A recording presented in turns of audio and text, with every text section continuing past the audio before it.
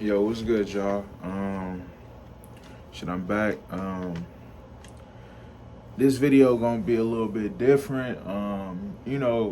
Within the news, it's been like a crazy like cycle of shit. Like I seen that video with the kids attacking a lady in Chicago, and her name was Kershonda, I believe, and yeah, it's been a lot of outrage with this video, and I just want to make some points uh, about it. And so this video is called "It Takes a Village," and I hope y'all rock with this because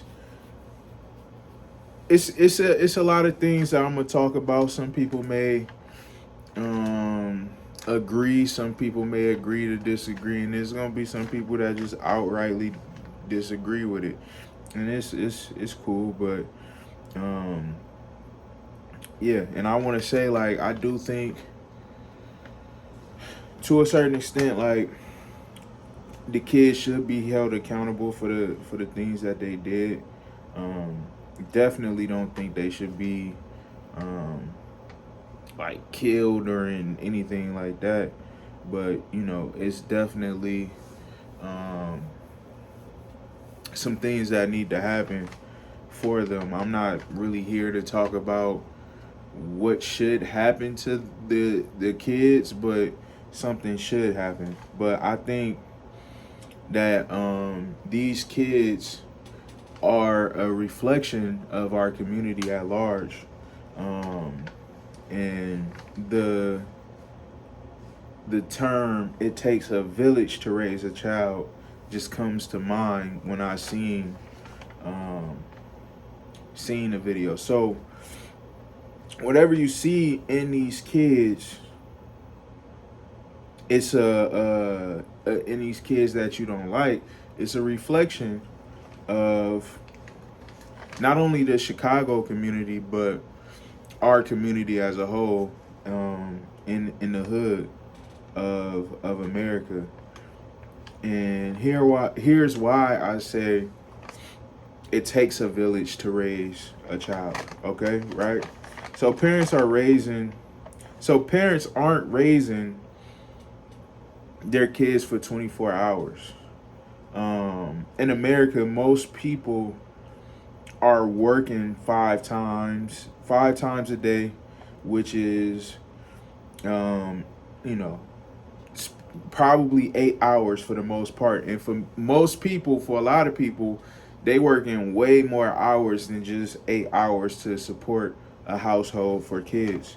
Um, Kids from the ages about 6 to 18, they go to school for about 7 hours, and that could go up to like 8 to 9 hours depending on if they got like an after school program or if they're playing sports or any extracurricular activities. um as a parent, you have about a 4 to 6 hour window to interact with your kids, and that all depends on your schedule. So some of them numbers could actually go down depending on your schedule. So if you work in overtime, is you got less time, or you doing a swing shift, it may change. And then if you're doing overnight, it may change, being that your kids may have extracurricular activities they got to do. So all this stuff, it's not like a one shoe fits all. So I'm not saying that um, all these numbers mean that this is the same in each household. Each household is definitely different, but just to give you an idea of how much time you're actually spending with your kids. And so yeah. So with that being said, even with the 4 to 6 hours that you may have with your kids, it may that may even you know, it changes, because some of us don't. You're not sitting with your kids all that time. You may be in the kitchen cooking dinner, and then your kids is doing something else. They may be on their iPad. They may be playing a game. They may not even be in the house. Like, it's so many other things at play where it's just like, okay, those numbers can dwindle from maybe like an hour or two per weekday that you're, well, out of each day you probably getting like an hour or two where you really having like a real connection with your child. And so you have to also ask, if that's the case, who's raising your child? And here's the thing, like, when you're at school, it's a lot of other things going on. It's a lot of other influences at play. You got the other kids that's around you, which I think are more of the influences than just like them listening to the teachers. You, a lot of us, like, we respected the teachers, some of them that we went to school with, but a lot of us, we look to our peers to kind of like to see what's like things that we gonna abide by and follow and stuff like that. Like, the kids are low key like raising themselves within like a bubble of some sort, and then you got the older kids that some of the, you know, kids may look up to, and they like, oh, I want to be like this person, or just, you know what I'm saying, want to maneuver like. And you also have the environment at large that's also raising your kids. So let's just say your kids is they go to school every day, but then like once they leave school, they get to sit in the realities of the environment that they in.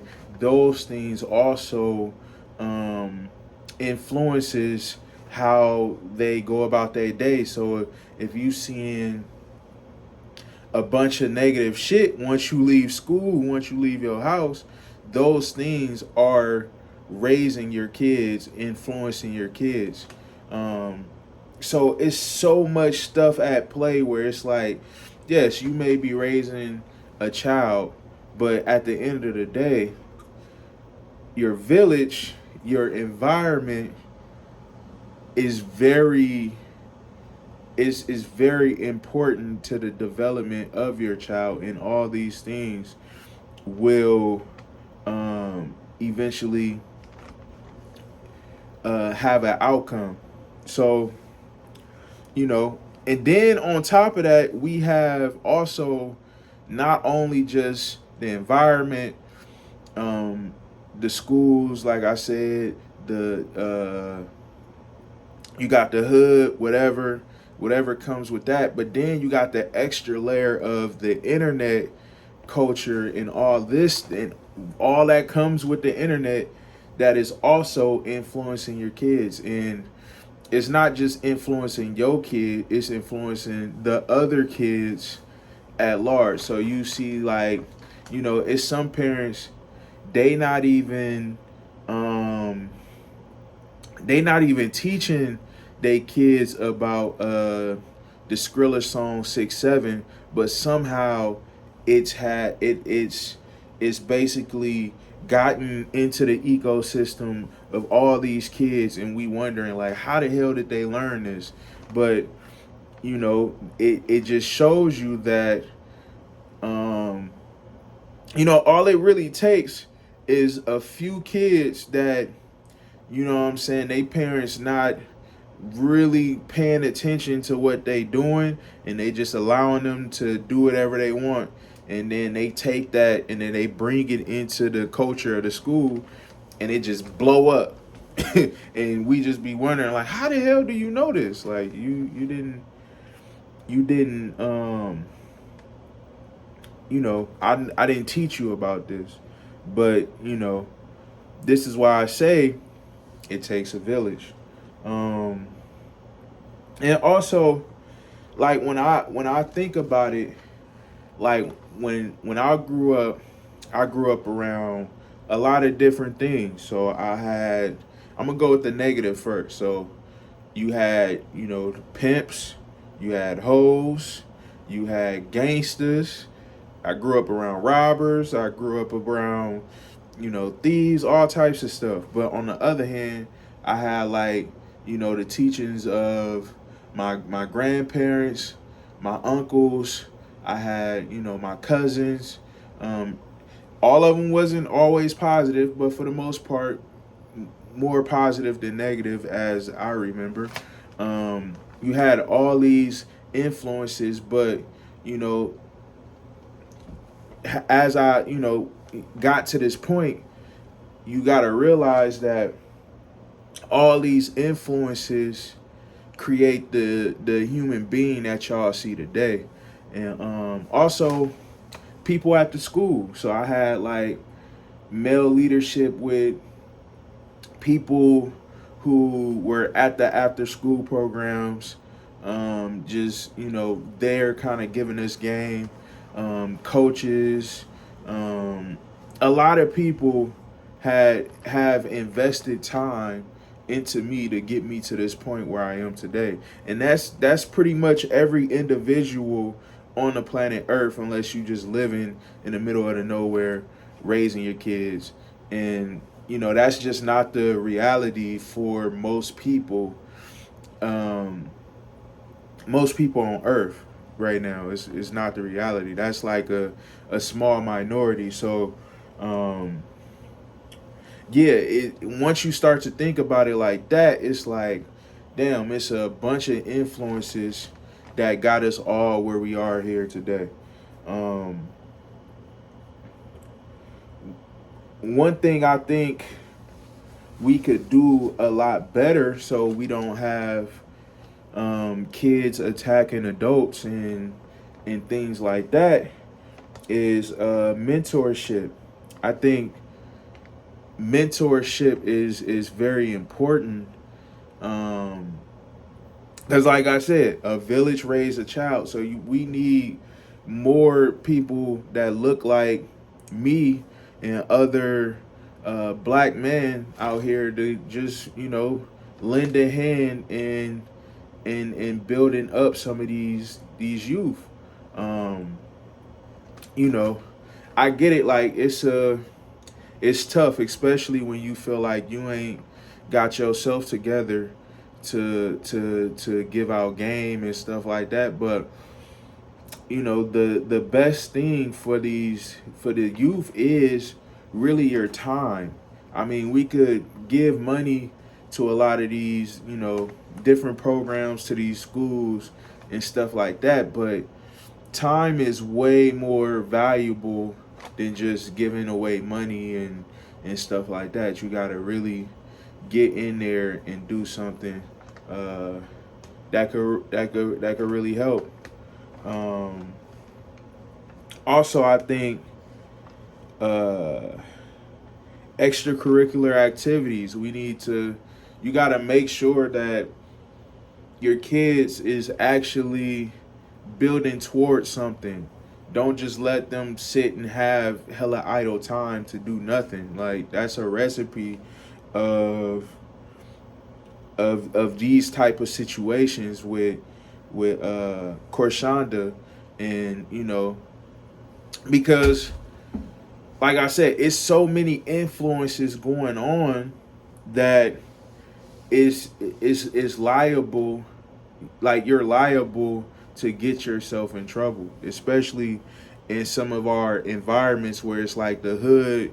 You know what I'm saying? You got a bunch of negative influences, if we being honest. A lot of negative situations. And so yeah, I just think like, you know, parents, you're not raising your kids alone. Whether you think you are, for the most part, you're not. your environment is also raising your kids. Um, and another thing, like I feel like um, kids' communication skills aren't the best. Like they conversating and they picking up on cues and stuff like that. Um, it's people who good at communicating for their age, but for the most part, I feel like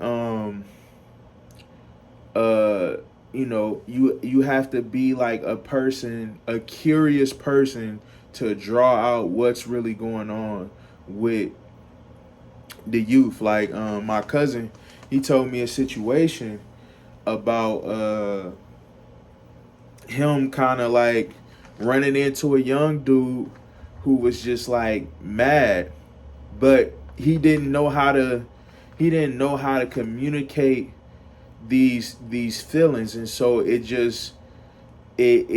kind of like showed itself in anger. In what he did, he came up, he was looking at my cousin crazy, and he, you know what I'm saying, my cousin was like, you got a problem, because we from the hood, bruh, so we gonna handle certain things a certain way if it has to get to that point. So he like, yo, what's good, like, you got a problem? And he kind of like stepped up to him, and then um I think my cousin just realized like how young bro was, and then he just was like, all right, bro, what's going on with you? And then bro broke down his whole life, and just like the shit that was going on that he just wasn't fucking with. And you could just tell that young blood was just very, he was just like very mad, and he just didn't know how to explain it, and he didn't have a space to be able to get those feelings out. And I think like a lot of youth that get into these negative situations, and they got a lot of stuff going on at home and whatnot, or they just mad, or they not in a space where they could really communicate their feelings and be able to advocate for themselves. And us as adults, we got to make more spaces for them to be able to do these things. And once we do that, we try to mentor these youth and give them spaces to communicate themselves clearly and effectively. um, Situations like that wouldn't even happen. And like I said, it's on us. This is a reflection of us. So you mad at them kids, you need to be mad at the environment that the kids was raised in. So um, I'm not a person that want to just sit back and be like, it's on the parents, is on those kids specifically, because it's a overarching issue that's going on here. And yeah, we need more people that's willing to put in time with these kids. Think about it like this. These youth are the next people that will put in work into society. So these are your next truck drivers. These are your next co-workers. These are your next doctors. These are your next lawyers. These are your next um, teachers. These are your next security guards. I'm a security guard. Um, you know, whatever, pilots, all these positive things, but they can also be the next murderers. They could be the next gangsters, the next robbers, the next all these things, these negative things. And so if you don't take it as if like, this could literally be the person that put a bullet in your head, or somebody that you love head, but you could have stopped that if you came back and mentored some of these youth. So when you think about it like that, it's like it's a cause and effect. So you think like, oh, this is not going to affect me. But in the end, if you're in these communities, it will affect you because, um, some of these scorned kids become scorned adults. Some of these angry kids become angry adults, and it starts to become an issue for the whole community at large. And so, yeah, I hope that was something that a lot of people could digest, and it's just something, something cool. Cause like I said, I'm not about to, I'm me myself, I'm not about to come on here and say like uh anything bad on these kids, because like I said, it's just a reflection of us as a community, um, as a society.